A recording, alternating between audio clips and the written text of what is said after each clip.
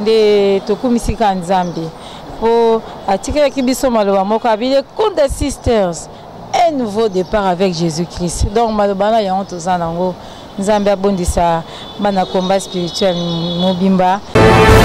On a présenté ba condoléances na bana nzambe malamu nyonso tout fait pako. Toyebi mama musali na nzambe monene na yebi te pasi ezali makasi tolela epe na kimia parce que musali na nzambe dernièrement tanga saka musala na tata Raphaël et mingi tomando kende pe kuna na chwapa. Santé nangai bakunda timolanga ye succès nangai bakunda yango naluka libala nzoka bakunda yango ebonga mabuta kutukolo bateo likolo ezali ya yo papa bondisa biso mabele ezali ya yo papa bondisa biso. Bonzambe na bonzambe lo les offres t'as bien aimé dans le Seigneur. Bible les autres baketo les na bao bazolela. Bible bien au courant la disparition au ko sala m'a bien aimé dans le Seigneur. Na corps du Christ ozalina la servante de Dieu Yapegi otozana yoana shalom maman. Shalom papa. Bonne santé. Toza bien na grâce à Nzambe. Servante de Dieu bando bazola no de partout. Tokotu komona ke tobungisi papa Olangi. Ozaki sangwana ndenge nini?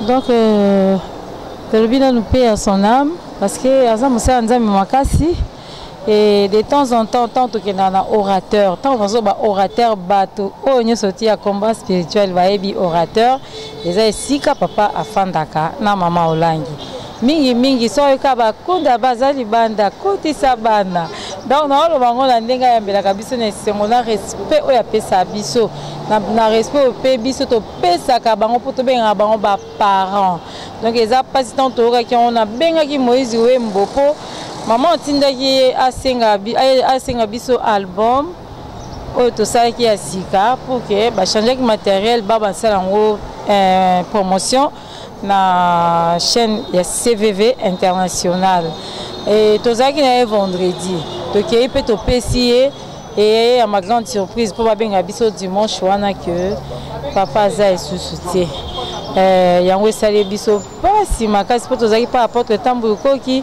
azaki ko fêter 60 ans donc ekutaki biso nde wana nde tokumisika nzambe po atikelaki biso maloba moko abile Kunda Sisters un nouveau départ avec Jésus-Christ. Donc maloba na yango toza nango nzambe abondisa bana combat spirituel mobimba tolela papa na loyembo parce que celle mosane mission na ye accompli na mokili mobimba parce que na l'église ezali na ba pays nyonso surtout tolela papa na kimia et tolobi kaka to présenter ba condoléances et pas ya maman Olangi ona za mama na biso toza nzema biso mo toyemba kuna so toyembi yango ezaka so tokotika na koma bana mama baye donc omoni toza en pasi ka nzamba bonisa biso nyonso lilo ba pe pona mama enviko oya otika biso ya nzambe malamu. Merci beaucoup. On a présenté ma condoléances na bana nzambe malamu nyonso tout fait pako. Toyebi mama musali na nzambe monene na yebi te pasi ezali makasi tolela epe na kimia parce que musali na nzambe dernièrement tanga saka musala na tata Raphaël et mingi tomando kende pe kuna na chwapa koyemba donc na nzela ya musali na nzambe moko oya kuna abengaka biso toyakala mama se musa pe toyembaka na yebi eza pasi parce que ton passé Sonia saka makambu ye pazanga te to mona ye nzamba bonisa bana nzambe malamu nyonso donc tous les membres du corps du Christ tous les bassin na nzambe na kimia maman loyemba santé nangai bakunda timolanga ye succès nangai bakunda yango naluka libala nzoka bakunda yango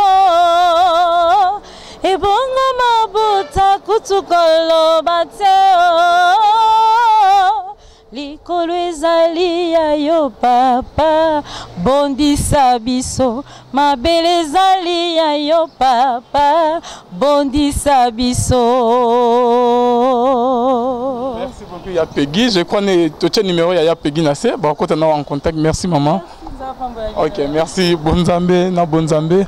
Lola, Ezofota Simonanto, Bagenzama, Boto, quoi, bien aimé dans les seigneurs. Un grand merci à ma Perside. Et maintenant, je vous signale bien que maman a organisé un méga concert, c'est 14 octobre, bien aimé, dans la maison du peuple. Nangam Kuna bien, et Binoba Obozola, Nabiso de partout. En tout cas, Boya Kokoumi Sanzambe et Longo, na maman Perside.